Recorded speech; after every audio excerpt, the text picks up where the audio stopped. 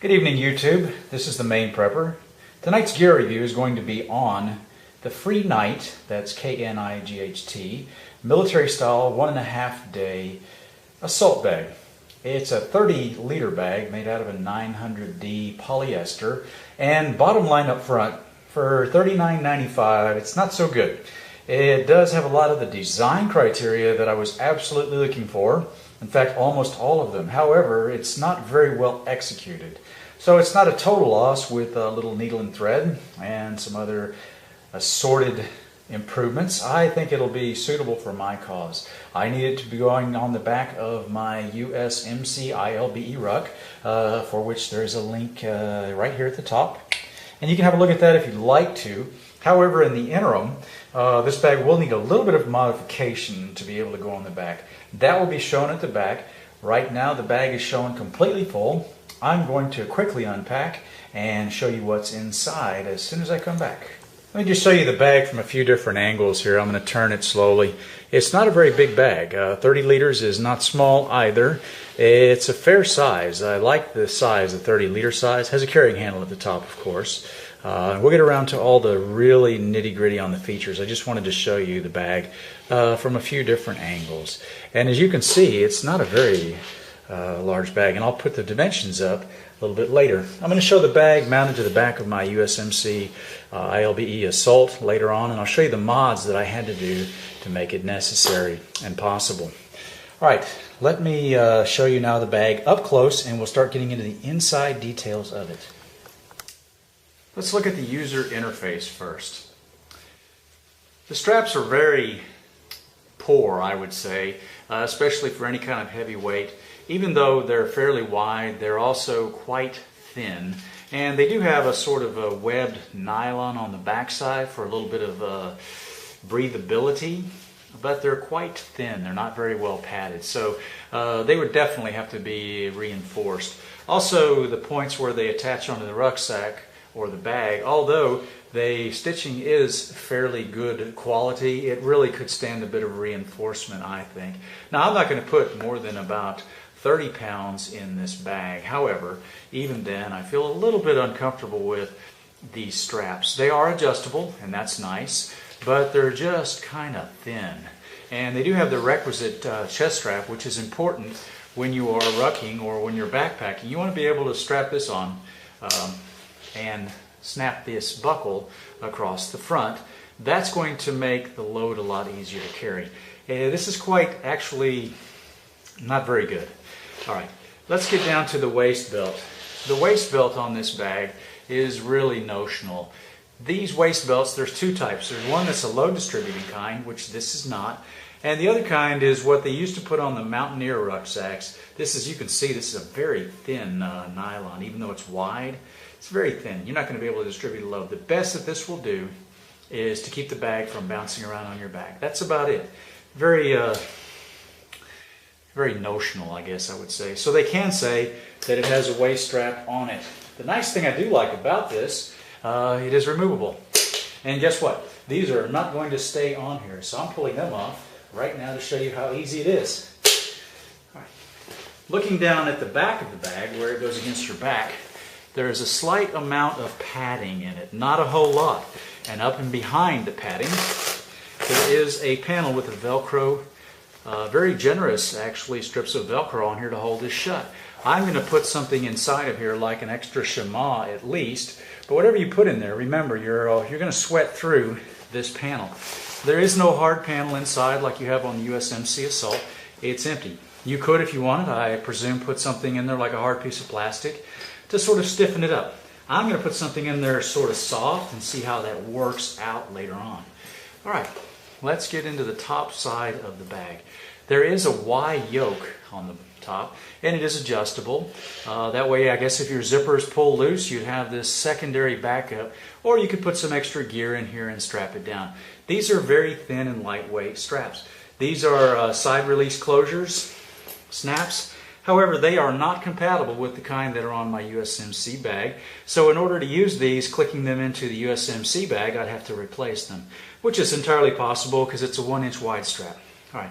So this does snap in. It is easily adjustable by this pull ring. I'm going to move this out of the way so that we can have a better look. All right. Now, at the top of the bag, we have two zippers.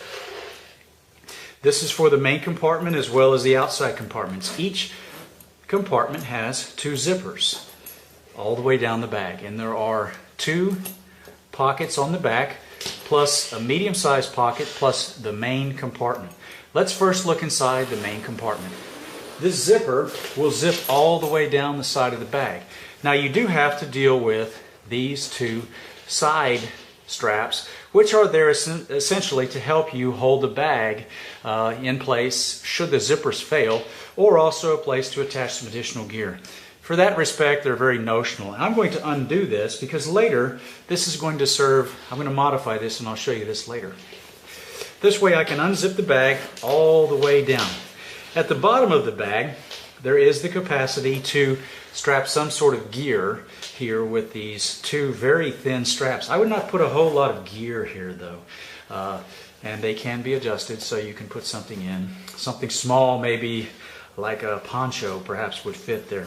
I'm not going to put anything on the outside because, as you know, I'm not a real big fan of strapping a lot of gear on the outside of the bag. It tends to make the bag quite hard to go through the trees with or anything else. It just makes it a little bit difficult when you're getting out of a vehicle, if you're throwing it in the back of the car.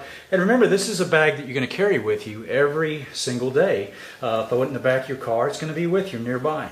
So it doesn't need to look like a gypsy camp hanging off the outside of it. It needs to be very easy to transport. All right. Now I've opened the bag completely, and you can see on the panel that goes up against your back, there's a zipper. Now this is semi-waterproof. This is a slick plastic, and it appears that it would be waterproof, although I think it would leak at the seams. The zippers are a very thick type of zipper, as you can see, but they are exposed, so you will get dirt in there and you'll need to clean these out periodically. Blow them out with some air would be the best. Inside, the zippers are a little bit less robust. They're smaller. And this zippered compartment will hold something small in there. In this case, I have my space blanket and candle. And the other side of the compartment, there is a mesh pocket. And it's all stitched fairly well. It's single stitch, but this feels a little bit flimsy. This back panel here does, although it is supposed to be what is ostensibly a waterproof material. I'm imagining it's going to wear out fairly soon. That's just my guess under a lot of use. All right. Now I'll open the outer compartment. Just behind the main compartment is this outer compartment. It also has a waterproof type material on the inside. And on the back side, facing towards the user, are these two smaller pockets. I like these pockets because it gives you a place to put more stuff in an organized fashion. What I don't like about these pockets is the material used on this is very flimsy. I'm not very impressed with this. This looks like it'll tear loose within a matter of days in the field. So I'm not too happy with that piece there. All right. The first compartment on the top is a smaller pocket, and this is one of the reasons why I like the bag. Now this pocket is actually very robust. This is the 90D stuff here. The plastic on the inside feels fairly good. So I don't know why we have this disparity of quality material from the inside compartments to these two outer pouches. It doesn't make a lot of sense to me. The zipper is good. It has two pulls on it. The zippers do make a bit of noise. All right, so you may want to take those off and replace them with some sort of a zipper pull that you manufacture yourself, or put some tape around them, some electrician's tape or something to keep them from making a lot of rattle clank noise on you, because that is kind of an issue with me. I don't like a lot of noise out in the field. I like people to be quiet. We call it noise discipline. All right, on the back there are some MOLLE attaching points. Okay, 1, 2, 3, 4, possibly 5. That's a little tight there. And there's a Velcro panel right behind all of that. And that's fairly handy if you don't have any MOLLE things on there. I don't know that I'll put anything on there at all, but you may find it useful. And behind that, there are the ability to put some MOLLE gear. There are 3 loops, 2 wide ones and a thin one in the middle. So you can see where my fingers are going in there. Wide, thin, wide. Okay.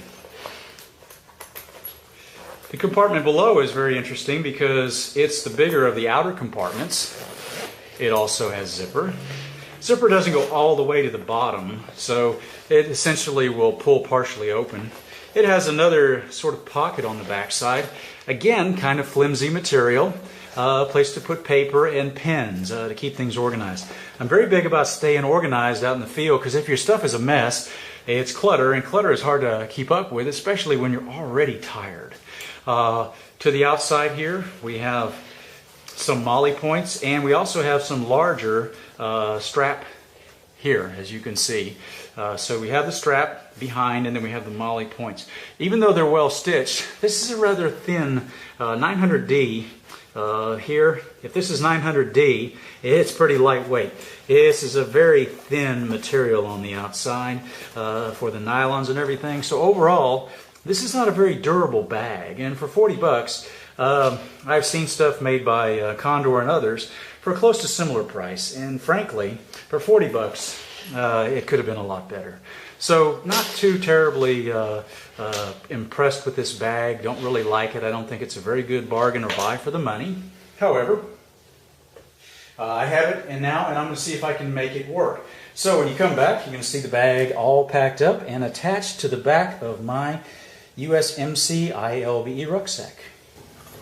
Alright folks, here we are again on the outside of the bag, and we're looking at this bottom strap that comes around the side and to the back, and it has, instead of a buckler, it has a simple keeper.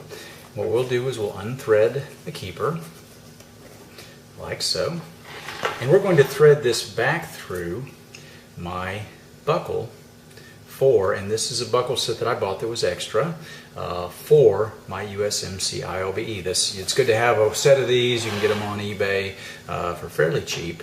And I'm going to thread this back in, and I'm going to show you how I convert these over very quickly to be able to buckle in, and I'll show you the points on the USMC ILBE. There is sort of a one-way to do it type of a feature to this, and it's not as intuitive as it seems. In fact, let me show you.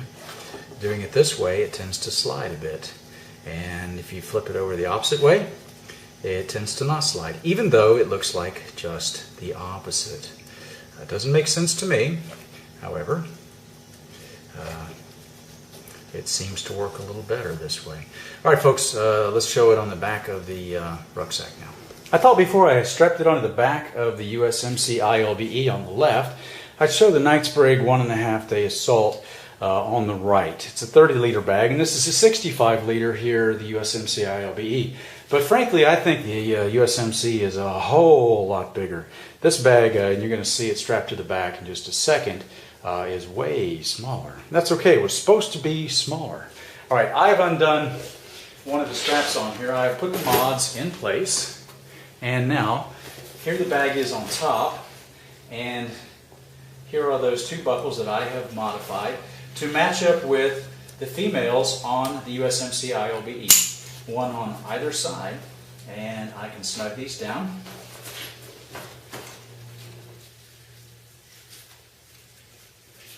The whole purpose of this was to have the ability, if necessary, to be able to put this simply on the outside of my ILBE quickly, strapping it down and then moving out. Now this is a lot of gear. I have to warn you, if you do this, this is not going to be something your little sister is going to carry for you, for sure.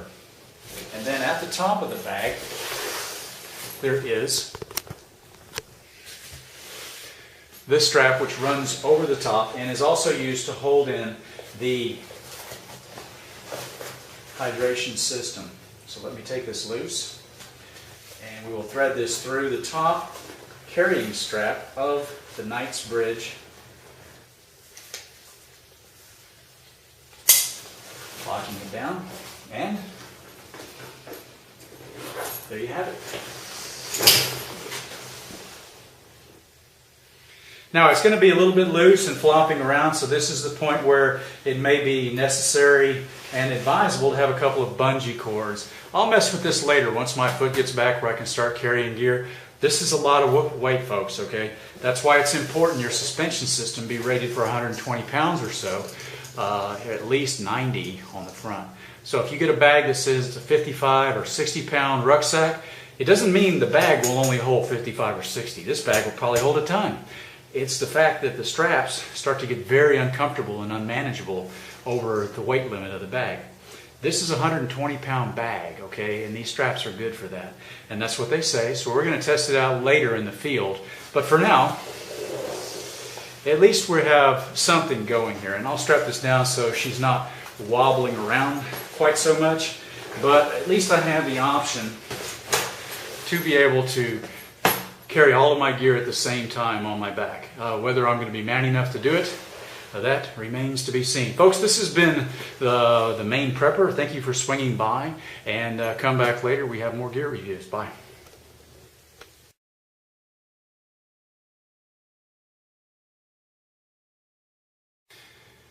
Dear Haas USMC, Happy Marine Corps birthday, real early this year.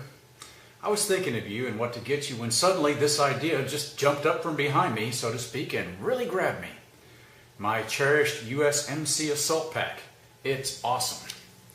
Mostly it's housebroken and well behaved, except when he's been drinking. Then it's best to just leave him alone. I find it helps also to not make eye contact.